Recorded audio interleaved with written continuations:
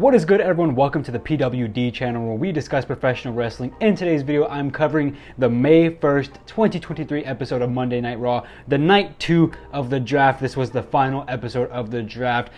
It was an okay episode, to be honest, not the greatest, but there's a bunch of things. It wasn't bad by any means at all, don't get me wrong, but it wasn't like amazing by any means either. I expected slightly more from this draft episode, but it was still fine. And I want to talk about, first off, starting with someone who's been my favorite wrestler in the company for a couple of months now, to be honest. For ever since he turned heel, I've really enjoyed him, but over the last few months, he's really shined, especially going into WrestleMania and coming out of WrestleMania. Somehow he's even came out even more of a star despite losing at WrestleMania, and that's Dominic Mysterio. I want to talk about the segment today. So the Judgment Day came out for a promo. You know, everyone just talked about how they're going to win at Backlash pretty much. That's what the promo was. Everyone had their turns. We had Finn started off, I think. Rhea Ripley came, she cut her little promo second. We had Damian Priest cut his promo en Espanol against Bad Bunny, and then finally we had Dominic. But as soon as, and you knew exactly what, or like they knew exactly what they were doing here whenever they decided to give Dom the promo last to put him on final, because they knew every single week Dominic's come out, he's tried to cut a promo and the crowd has just booed the living hell out of him. He is for sure, he has the most heat out of anyone in the company right now. Honestly, more heat than anyone in professional wrestling right now, to be honest. Like, he is just getting insane amounts of heat. But he comes out and he's just about to cut the promo. He just gets on the mic and he's just barely about to start saying something, or he actually does start saying something, but the crowd erupts into boos. I mean, this was the loudest I've heard booing, or a crowd boo in WWE, probably since the Elias and Kevin Owens segment when they dissed, I think it was Seattle, for not having an NBA team anymore. This was probably the loudest boos and the biggest heat I've seen a WWE wrestler get since then. This was insane. The crowd was white hot angry against Dom, and this has been happening a lot lately. Like every single Monday Night Raw or Friday Night SmackDown, no matter what show it is, every time Dominic Mysterio tries to cut a promo, the crowd does not let him, and he struggles because of that. But this time was just, it was otherworldly levels of heat. He was getting booed like crazy. It was so loud that he had to absolutely scream on the top of his mic to cut his promo, and even then, he could barely do it because he was just kind of lost for words at how bad the heat he was getting was. You could tell he was loving it, but at the same time he was definitely struggling to remember what he wanted to say, or at least get out of his words, because you couldn't hear him. Even though he was like screaming extremely loudly into the mic, the boos outshined his mic and his promo. You could barely hear what he was saying. That's how loud the boos were. I have been loving how much heat he's getting. It's absolutely amazing to see a heel get heel heat for the right reasons, and I believe that these are all for the right reasons. He plays his heel character so well, and honestly, I am so glad that they made Dominic Mysterio a heel. So glad he turned on Edge and Rey Mysterio. It was definitely the right move in retrospect, and he is incredible. I am loving the Judgment Day. But this all led up to a Judgment Day versus LWO match, which was a really good match as well. Finn ended up taking the 619 for Damian Priest. Damian Priest was laid out on the ropes, just about to get hit by the 619, but Finn came in. Finn, who wasn't part of the match at all, he came in, he put himself in front of the 619, he gets hit by it. Priest then hits the South of Heaven on Rey Mysterio. Rey Mysterio takes the pin. It was a good match. I really enjoyed it, and Judgment Day got the W over LWO. Other than that, honestly, on tonight's show, there wasn't really that much to talk about. There wasn't like super newsworthy stuff. We had Seth Rollins and Sikoa in the main event. Absolute waste of time. Don't get me wrong, the match was good, but it was just a complete waste of time. It ended up just getting, like, right at the last minute, or like 2 minutes before the show went off air, the Usos came out and just beat up Seth Rollins in the middle of the match. So the whole match is pointless because Seth Rollins wins by DQ. It was completely pointless. After the Usos came out, we had Matt Riddle, Kevin Owens, and Sami Zayn also come out to fight off, but the show ended as the brawl started happening, so it just felt so pointless. What a pointless main event it was, to be honest. Not happy about that. I really thought that they could have at least just given Seth the win. I mean, he's probably going to be the new world champion, or possibly going to be the new world heavyweight champion, so why not just give him the win against the Bloodline's mid-Carter guy, I guess you could call him. Why not just do it? I saw no reason for them to end with a DQ other than just piss off the fans and piss me off, to be honest. But that happened. We also had Miz TV. It seems like Shinsuke Nakamura and Miz are going going to start a feud because they were beefing on Miss TV today. Shinsuke ended up hitting him with the King Shot. So it was a pretty funny segment. Shinsuke ended up calling the Miz tiny balls, but in Japanese, which was really funny. We also had Matt Riddle versus Jimmy Uso. Matt Riddle won. It was an okay match. Honestly, there's not much else to talk about. Damage Control versus Liv and Raquel happened as well. The match was kind of whatever. Bayley ended up winning with the roll-up on Liv Morgan, I believe it was. Pretty okay match. Honestly, like, I'm trying to struggle to come up with anything else that really happened on the show. There wasn't much, but again, this was the draft episode.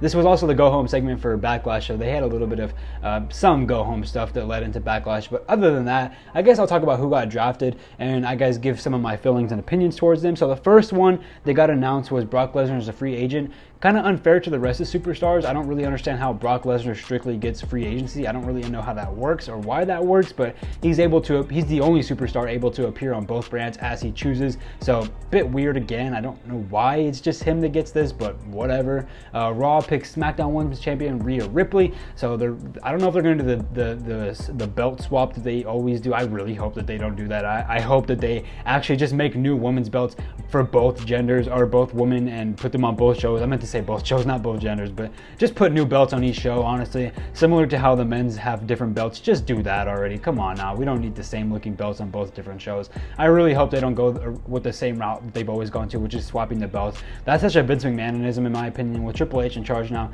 let's do something new. Let's try something new. So there was that as well. SmackDown picked the U.S. champion, Austin Theory, which is really, really cool. I'm so excited to see Austin Theory on SmackDown. Raw got Seth Rollins, who is probably, let's be honest, he's probably going to win the World Heavyweight Championship. SmackDown got Charlotte Flair. Raw drafted the tag team champions, Kevin Owens and Sami Zayn. Don't know what they're going to do with the belts. I don't know if they're both just going to keep them on Raw or if they're going to end up splitting again and having the tag titles or another pair of tag titles on SmackDown. Still not sure what's going to happen there. It'd be really cool for the new Triple H era to have all new titles. So I'd be happy if they just changed Kevin Owens and Sami Zayn's tag titles into one technically two new titles, and then gave SmackDown 2 new titles as well. That'd be pretty awesome.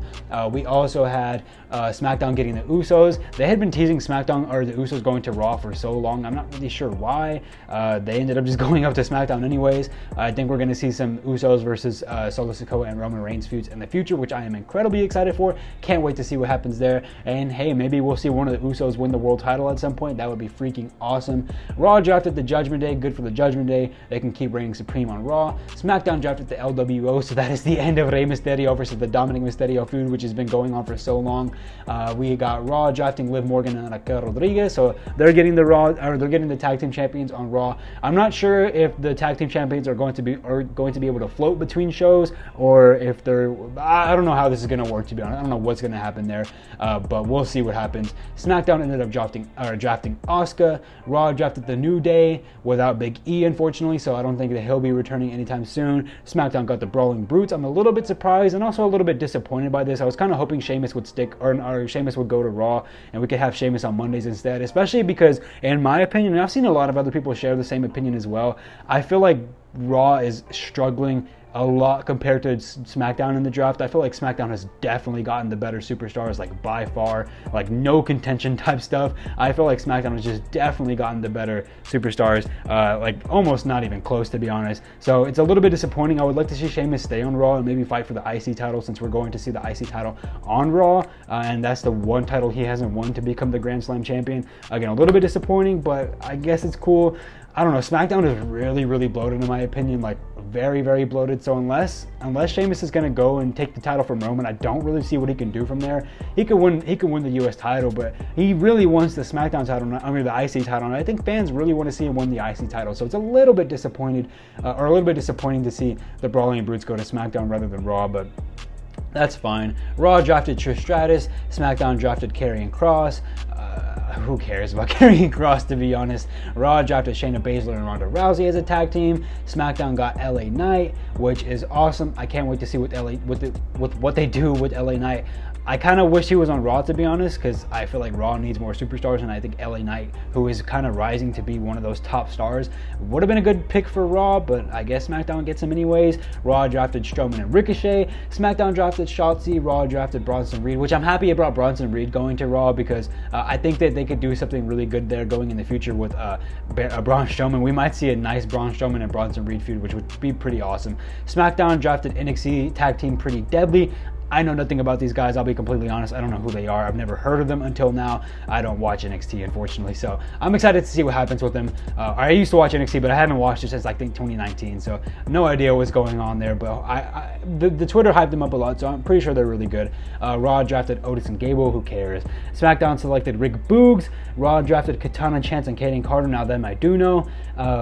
And SmackDown drafted Cameron Grimes. I thought that Cameron Grimes was another one of those people that could have gone to Raw as well. I do know Cameron Grimes. I think that Raw could have benefited from having Cameron Grimes, but I guess SmackDown is just getting everybody, and Raw is just getting some people. I think that it should have been the other way around, considering the fact that Raw is the 3-hour show and SmackDown is the 2-hour show, but maybe Fox is just pulling out a little bit more strings. Maybe Fox is sliding a little bit more dinero into Raw's pockets. Who knows what's happening, but that's pretty much everything that happened on tonight's show. As a whole, I'd probably rate this show a 3 out of 5. It definitely wasn't bad by any means. It was just a standard episode of Raw, going into being the second episode of the draft and the go home show to Backlash.